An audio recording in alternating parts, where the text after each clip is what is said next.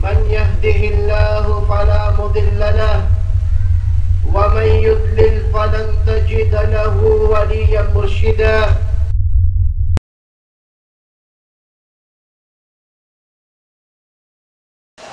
وأشهد أن محمدا عبده ورسوله بلغ الرسالة وأدى الأمانة ونصح هذه الأمة وجاهد في الله حق جهاده حتى أتاه اليقين صلوات الله وسلامه عليه. أما بعد، يقول ربنا جل وعلا: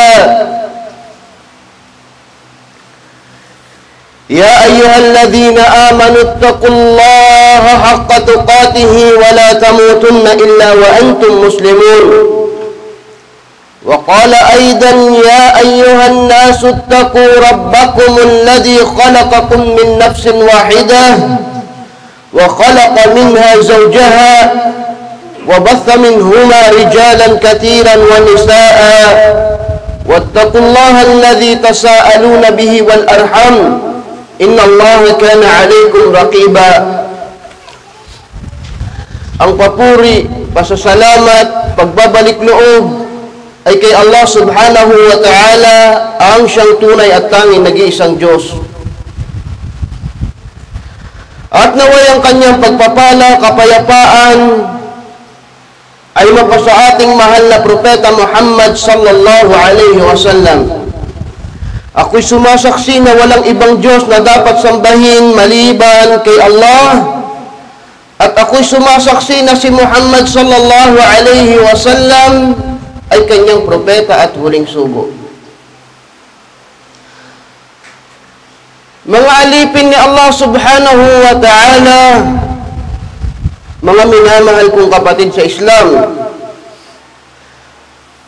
pagpapaalala ng takot kay Allah subhanahu wa ta'ala. Ya ayyuhalladhina amanu ittaqullaha haqqa tuqatihi wa la tamutunna illa wa antum muslimun.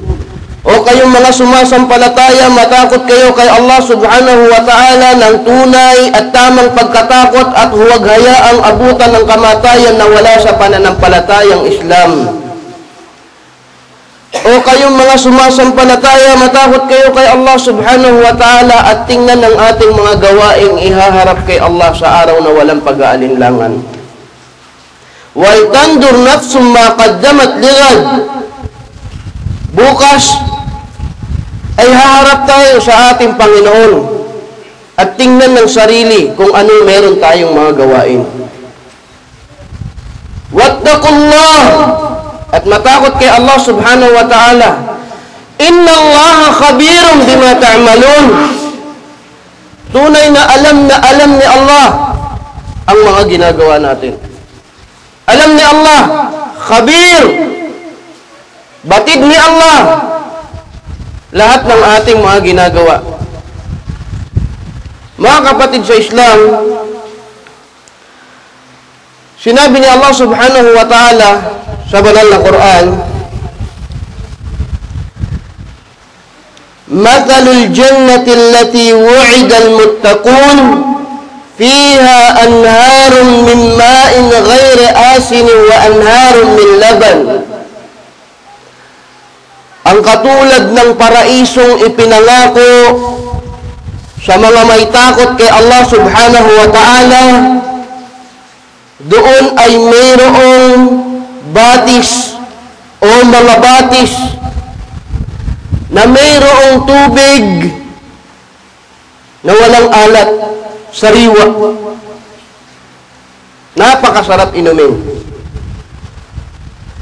Wa anharun min laban, at batis mula sa gatas. Subhanallah. Batis na ang dumadaloy, sariwang gatas. Gatas ng paraiso na hindi nasisira.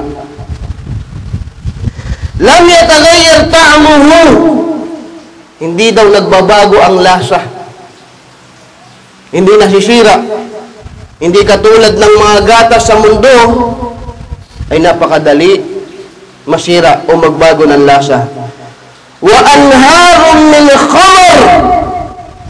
Sa paraiso, may mga batis mula sa alak. Laddatan lisyaribin. Napakasarap na lasa para sa mga manginginom. Lisyaribin. Manginginom ng alak. Nasaan? Nasa paraiso. Laddatan lisyaribin. Tafsir ng mga ulama, kinukumpara palagi sa uri ng alak na mayroon tayo dito. Napakalayo. Sapagkat dito ay hindi masarap ang lasa at sinasabi sa paraiso ang napakasarap na lasa ng alak. Subhanallah. Alak sa paraiso. Laddatan lisyaribin. Napakasarap para sa mga nginom. Wa anharun min asalin musaffa. At mga batis mula sa pulot, sa hangin, na napakasariwa. Musaffa, dalisay. Walahum fiha min kulli tamaratin wa magfiratun min rabbihim.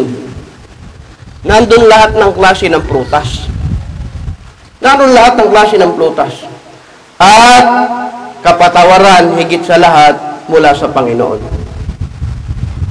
Mga kapatid sa Islam, tunay na bawat pagsamba, inuutos sa atin na hangarin ang paraiso ni Allah.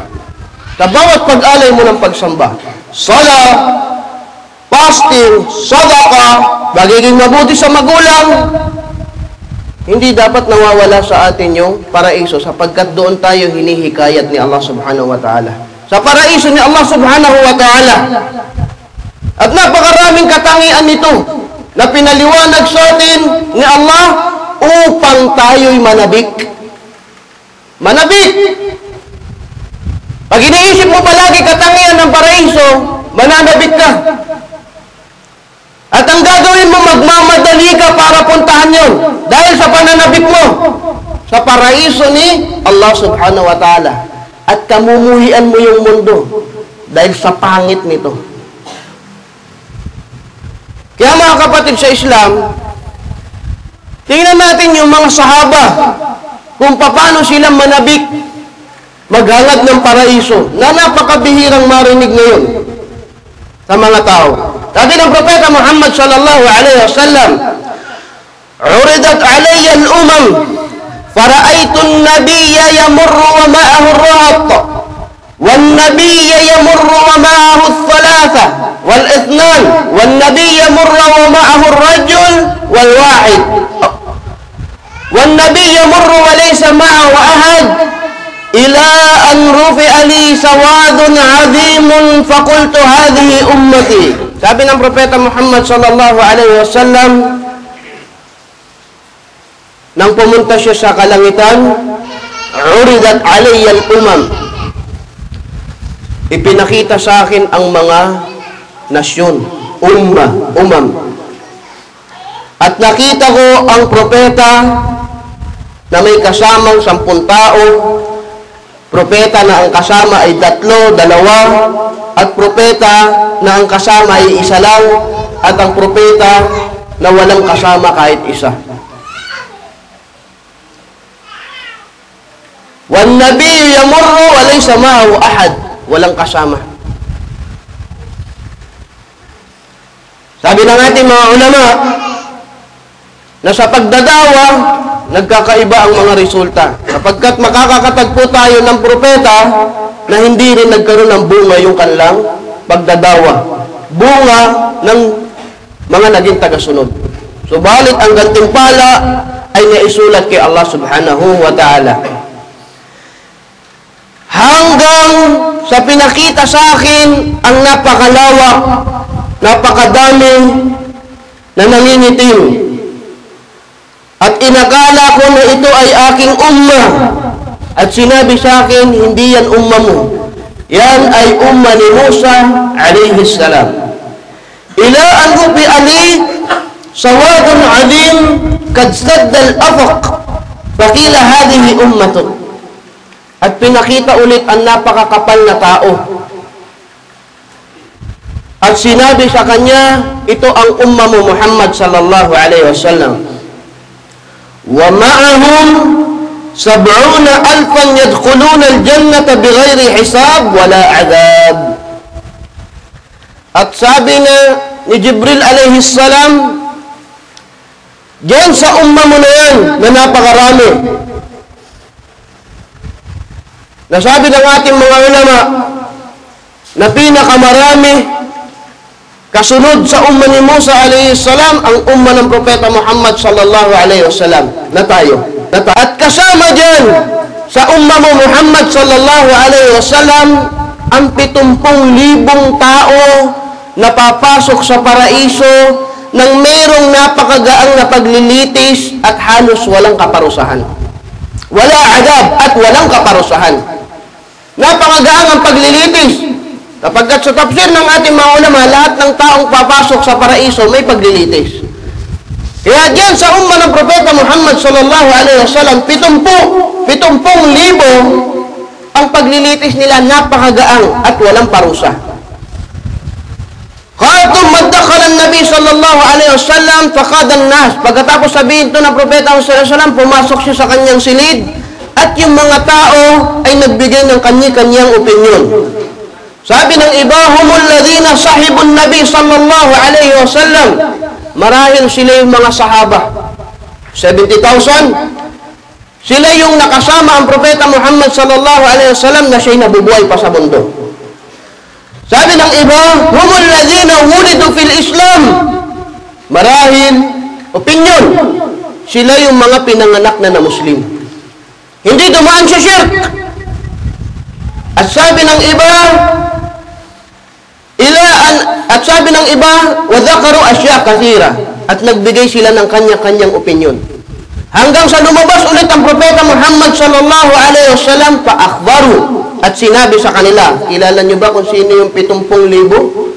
Faqal, humul ladhina la yastarqun, wala yaktawun, wala yatatayyarun, wa ala rabbihim yatawakkalun. Sila ang merong 4 na katangian na ito.